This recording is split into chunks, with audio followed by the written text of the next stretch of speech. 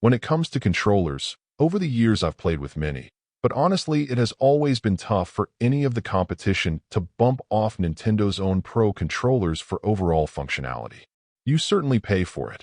And even with the Pro controller for the Switch 2, I wouldn't consider the D-pad situation to be ideal, but in terms of comfort and overall feel, it's a tough one to top. Turtle Beach is about to release their Switch 2 compatible Rematch wireless controller, looking to get in on the action, and depending on what you're looking for, you could absolutely make a case for choosing it. If you're a true blue Nintendo fan, the first thing you'll undoubtedly notice is the unique lenticular controller face, with its classic homage to Mario and Super Mario Bros. That gets replaced by bricks depending on the angle you view it at. Considering the Pro controller has a bare-bones basic black look by comparison, people who enjoy showing off a little bit may well give the edge to the Rematch controller. There is a bit of an odd texture to it, no doubt tied to the material needed for the lenticular look, but it could actually work to improve your grip in long sessions if your hands are getting sweaty, so it's possible that could also be a plus. The inclusion of the programmable triggers in the back of the controller is a nice touch for keeping pace with the Big N, though honestly it's a feature I've never made use of, even on my Xbox Elite controller for my PC, so I can't say more than the fact that they feel similar.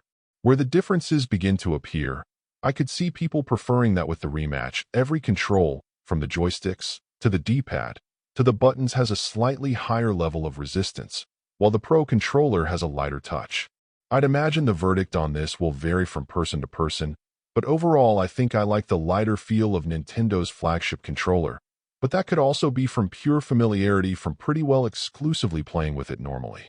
One casualty of that more stiff overall feel on the buttons is that they're more audibly clacky as you release them, but as someone who doesn't care about the noise created by his mechanical keyboard because it feels great, I do understand how that could be overlooked. When playing something that's pretty intense, it can generate quite a bit of noise though, making anyone walking by wonder what in the world you're doing. In terms of what it simply lacks, there's no C button and no amiibo support, though I'd consider those to be more peripheral concerns by far.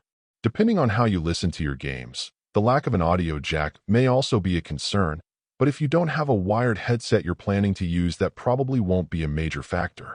If you don't mind, or even prefer, its more stiff feel, enjoy its unique look, and can overlook the small number of omissions that no doubt help to make the retail price more affordable, it's a feature-rich controller with a pretty premium feel when contrasted with some of the competition that are often much lighter and made of cheaper plastic.